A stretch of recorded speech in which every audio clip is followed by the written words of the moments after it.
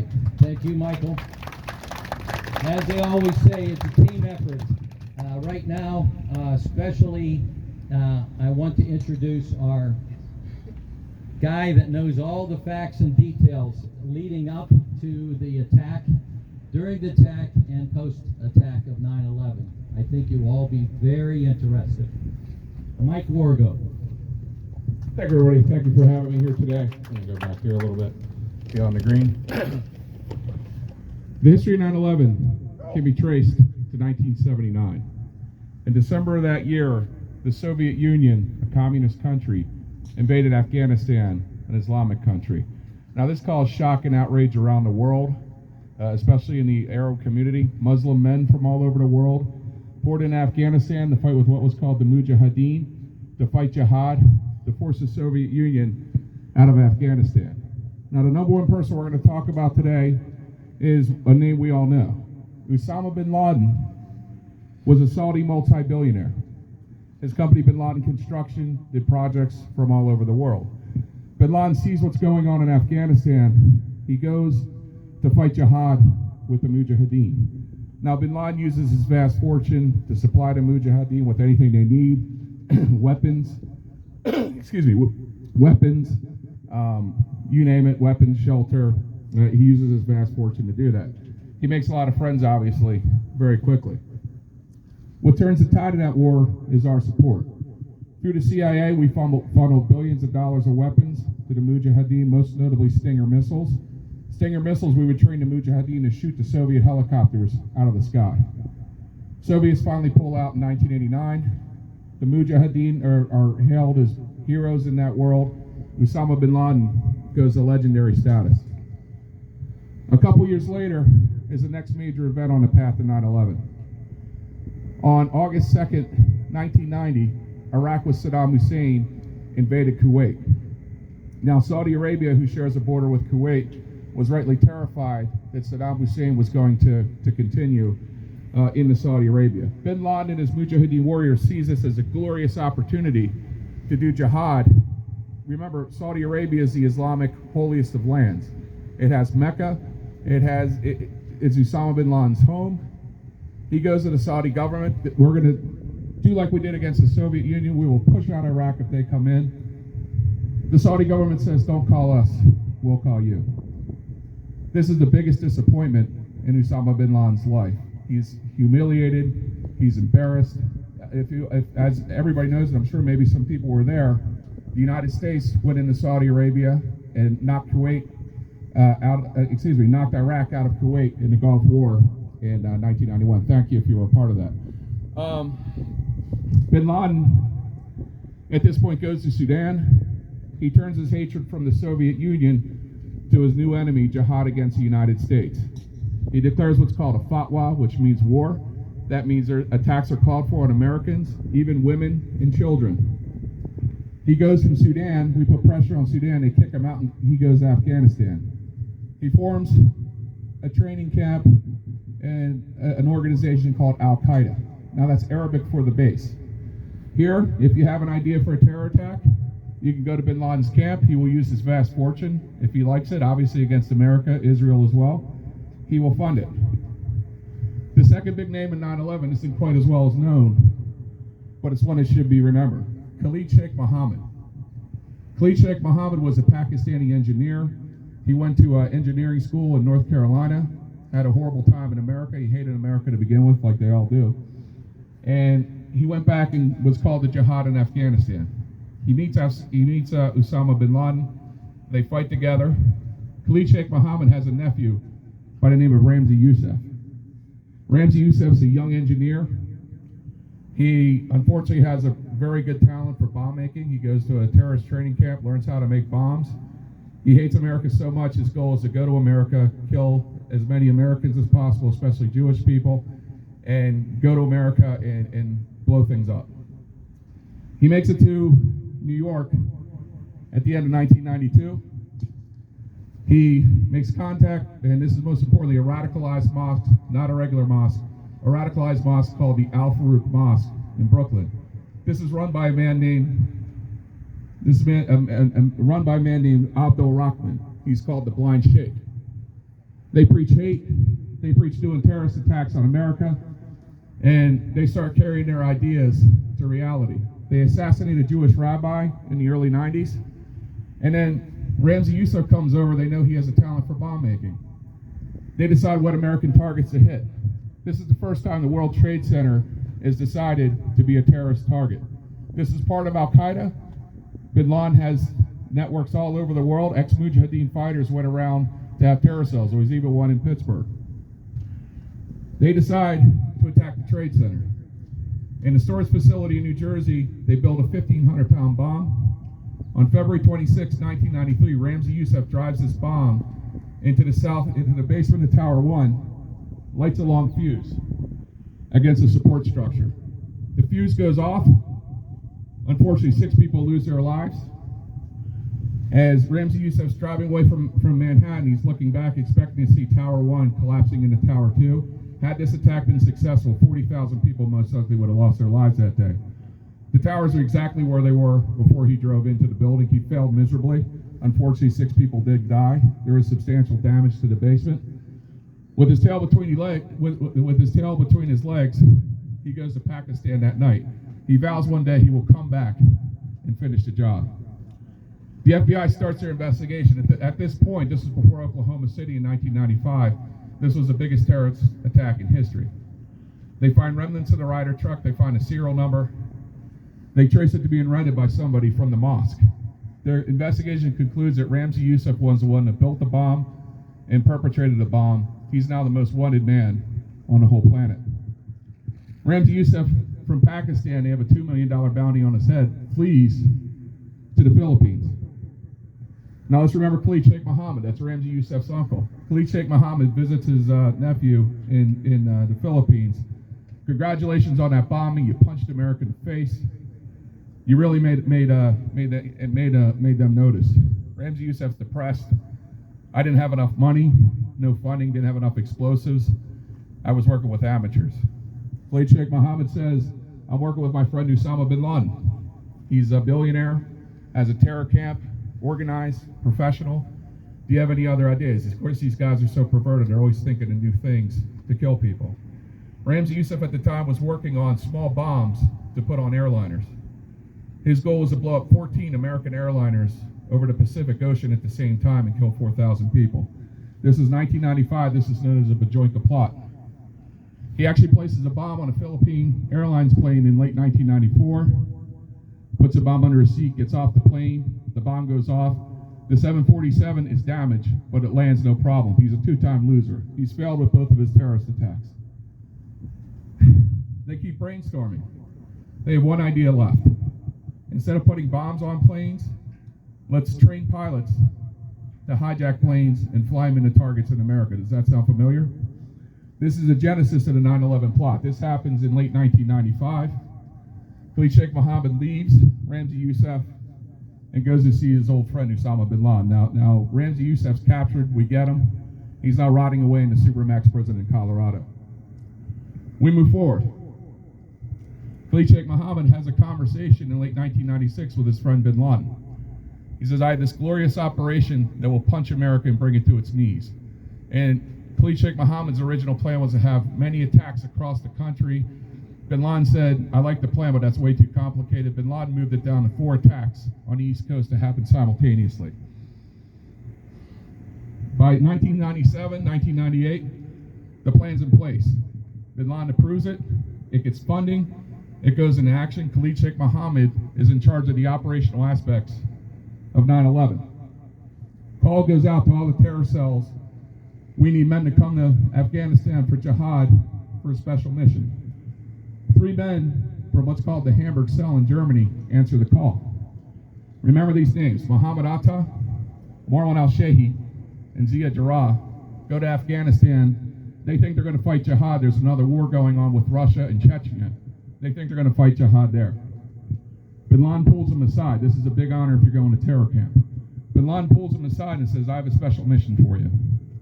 You're going to train as pilots in America. The cover story is you're going to be flying for your home airlines. You're going to blend in. You're not going to raise attention. In January 2000, they make it into America on student visas. They destroyed the evidence that they went to Afghanistan and just got new passports. They start training in a school called Huffman Aviation. In Huffman Aviation, they get their pilot licenses, private commercial instrument. A fourth hijacker comes over, his name's Hani Hanjour. He's going to fly the plane in the Pentagon eventually. He starts flight training in Arizona. He's already a pilot, so he just has to take some refresher training.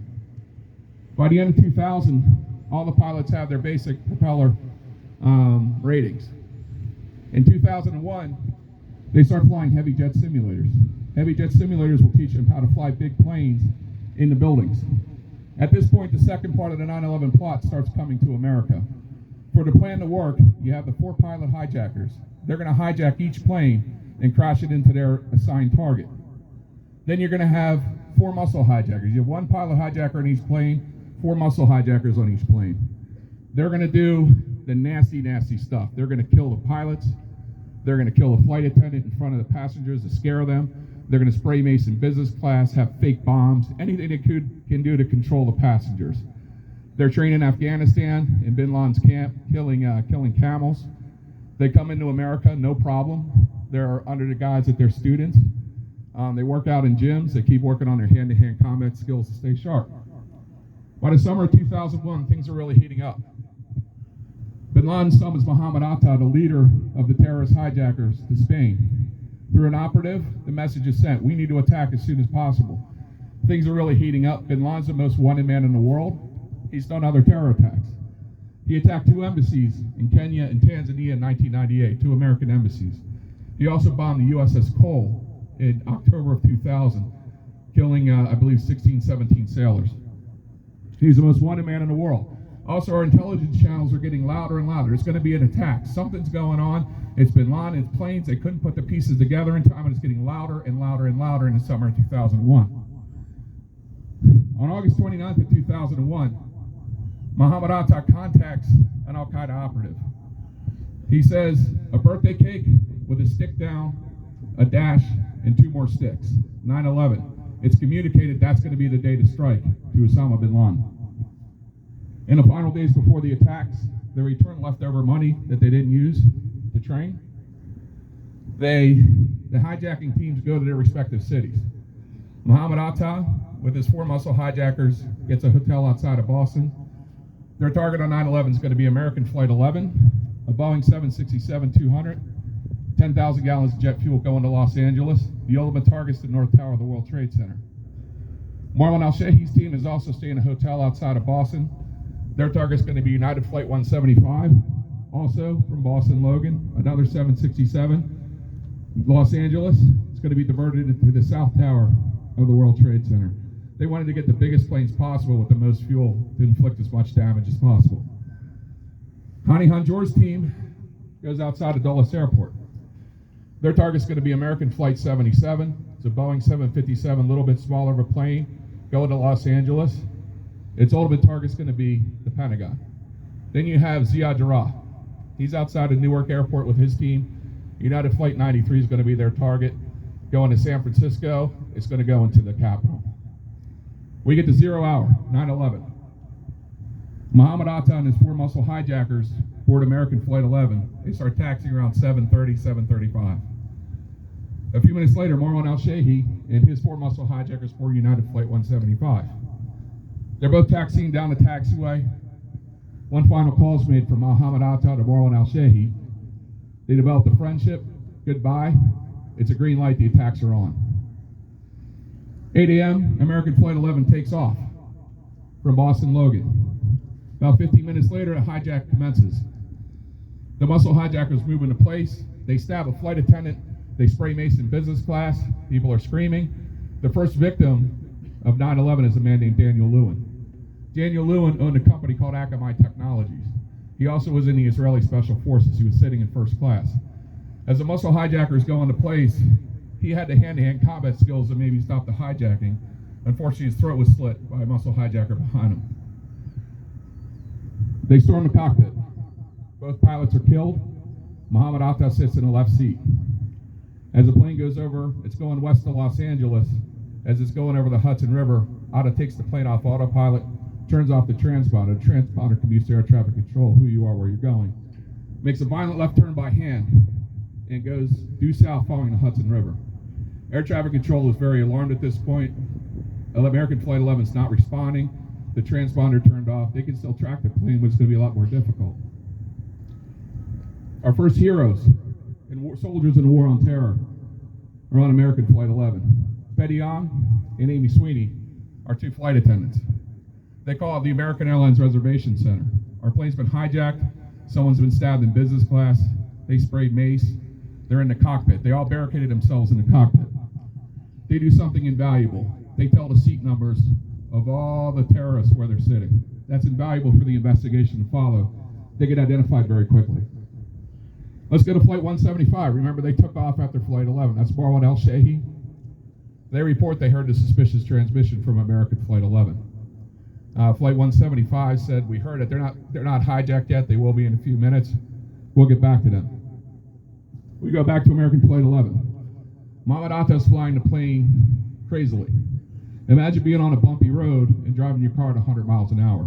That's what people are feeling. Atta's flying the plane by hand. He's barreling down over Manhattan toward the North Tower of the World Trade Center.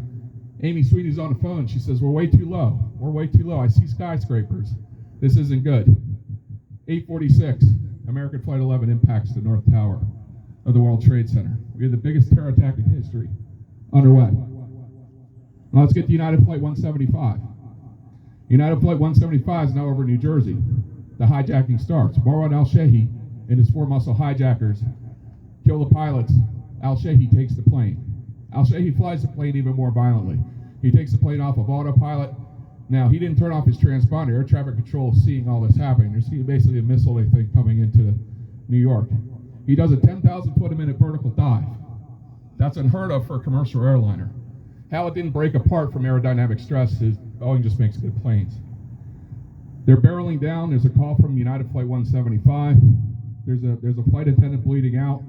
People are vomiting. People are crying. Imagine being on this flight. It's going way too fast. 10,000 feet a minute. That's almost straight down. Al-Shehi's going so fast, as he barrels in, he has to do a hard left bank or he's going to miss the World Trade Center. He hits about halfway up of Tower 2 at 9:03 a.m. on 9/11. Now everybody saw this, obviously. You guys might remember seeing it. Remember, they had Flight 11 crashing into North Tower, so it was on live TV. Everybody in the world saw this happen. American Flight 77, it gets worse. American Flight 77 over West Virginia is hijacked by Hani Hanjour and his team of four muscle hijackers. They take it over, and he turns the autopilot going right toward Washington, D.C.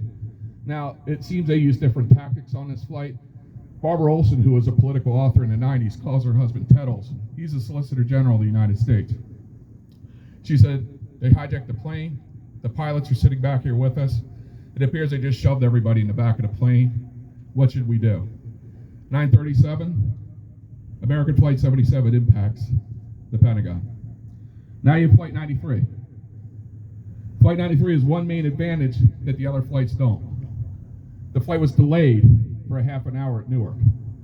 Flight 93 takes off at 8:43 a.m. 3 minutes later, Flight 11 impacts the North Tower of the World Trade Center. Flight 93 went right over us. Over Ohio, the pilots of Flight 93 got a text message, beware of cockpit intrusion. Planes have hit the World Trade Center. Unfortunately, a minute later, the hijacking starts. The pilots are actually killed. It can be heard on the air traffic control. You can hear they actually recovered the data recorders. They're murdered. Ziad Jarrah and muscle hijackers are taking over Flight 93. Ziad Jarrah turns the plane around. Now, what's different is the passengers on the Flight 93 know what's going on. They know that planes hit the World Trade Center. They know that planes hit the Pentagon. They know if they don't do anything, they are going to be dead. A call is placed to a GTE airphone operator. Todd Beamer, a passenger on Flight 93, explains that they're hijacked. He recites the Lord's Prayer with the GTE operator, and then he says, tell my family I love them. This is my favorite part. We voted as a democracy. It's like a democracy. They voted to take back the plane. The flight attendants are anything we can use, hot water, knives, whatever. We're going to go, and the last thing he says is, let's roll. Over this state, right around here, the attack commences. They start banging on the door. So there was a terrorist that was holding a bomb. They most likely kill that terrorist. They attack. They start banging on the door, banging on the door. If you ever read the CVR transcript, Ziad Jarrah is in there with the muscle hijacker. Should we put the plane down? Should we put the plane down? Their mission is, if they couldn't make the target for whatever reason, just to crash the plane. Now, they flew right over Pittsburgh. They could have easily put that into the steel building. Should we put the plane down? You hear the screaming, they're banging on the door. Let us in, let us in, let us in. And then at 10:03 a.m., they put the plane in the ground. They're heroes. There wasn't a plane within 100 miles of them that could shoot them down. I know sometimes that's argued, but they most likely would have hit the Capitol had that not happened. They're heroes. And for Remember 9/11, thank you for having me here today.